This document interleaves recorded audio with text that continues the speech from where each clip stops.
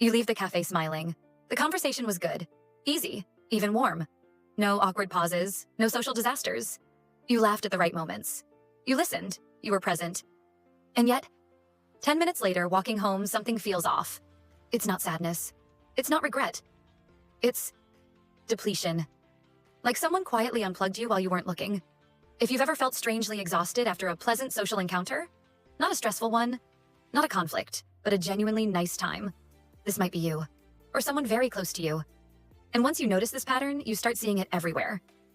Today we're unpacking the psychology behind why some people feel drained after things that are supposed to energize them, and what that says about how their minds actually work. And no, it doesn't mean you're antisocial, broken, or doing life wrong.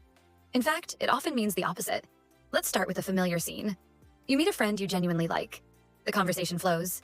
You talk about work, ideas, memories, maybe even something personal. You part ways feeling socially successful. But later that evening, you cancel plans. You go quiet. You crave solitude like it's oxygen. This is where the first profile tends to show up. Some people don't lose energy from people. They lose energy from processing. These are the high internal load individuals. While they're talking, they're also tracking tone, subtext, timing, emotional shifts. They're reading between lines that were never written. They're monitoring how much they've shared, how much the other person has shared, whether the balance feels right. On the outside, they look relaxed. On the inside, it's a control room with too many screens. So even a pleasant interaction becomes mentally expensive. Not because it's bad, but because it's rich, dense, full of data. If this is you, you might notice that shallow small talk feels oddly easier than deep conversation. Not because you prefer it, but because it requires less internal computation. Depth costs energy, even when you love it. And afterward, your mind needs quiet the way muscles need rest after being used. Then there's another type, and this one is more subtle. You enjoy the interaction, but you're slightly performing. Not in a fake way, more like a gentle self-editing. You adjust your tone, you soften certain thoughts. You choose what to reveal and what to keep private.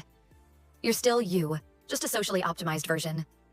This is common in people who are deeply self-aware, or who grew up learning that harmony matters. You're attuned to the emotional temperature of the room. You don't want friction. You don't want to be misunderstood. So you adapt.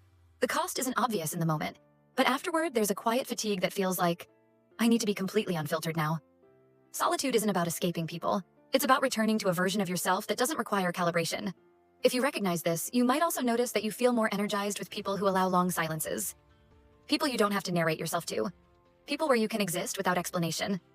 And then there's a third profile. One people rarely talk about. Some people feel drained because social interaction activates reflection. You talk about your job, and later you question your career. You talk about relationships, and later you replay your choices. You talk about life, and suddenly your mind opens doors you didn't plan to walk through. Social encounters don't end when they end. They echo. These are introspective processors. Their minds don't move on quickly. Conversations become material, raw input for meaning-making. Pleasant doesn't mean simple. Pleasant can still be profound. And profound experiences, even good ones, require integration time. If this resonates, you might notice that journaling, walking, or being alone afterward isn't avoidance.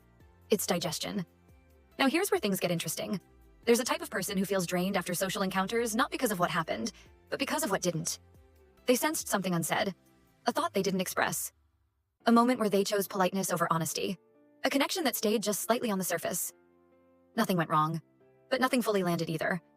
For these individuals, energy comes from alignment, when inner and outer worlds match, when what's felt is what's shared. Pleasant but restrained interactions can leave them feeling incomplete, like a sentence that never reached its period. And finally, there's the type that surprises people the most. Some people feel drained after good social encounters because they care deeply. They listen fully. They engage emotionally. They offer presence, not just attention. And presence takes energy. This is especially true for empathic individuals who unconsciously absorb emotional states. Even positive emotions create a load when you're attuned to them. You might leave feeling tired not because you were stressed, but because you were available. The irony? These are often the people others describe as easy to talk to. But ease for others doesn't always mean ease for the self. Now, here's the twist most people miss. Feeling drained after pleasant social encounters is not a sign you dislike people. It's often a sign that your nervous system is finely tuned. Your mind doesn't skim life. It reads it carefully. The problem isn't socializing, it's the lack of recovery rituals afterward. When society tells us that energy should come from people, those who need energy after people start thinking something is wrong with them, nothing is wrong. Your system just works differently. The real question isn't, why do I feel drained? It's, what does my mind need to reset? Silence, movement, writing, Creative time? Doing absolutely nothing without guilt? So here's something to reflect on. Which version felt closest to you? The processor? The self-editor? The reflector? The unexpressed? The deeply present? Or maybe a mix? If this resonated, you're not alone. And you're not unusual. You're just operating on a quieter frequency. And sometimes understanding that is all it takes to stop fighting your nature and start designing a life that actually fits it.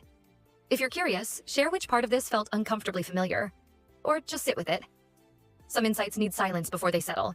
And if you want more explorations like this, slow, observant, human, you know where to find them.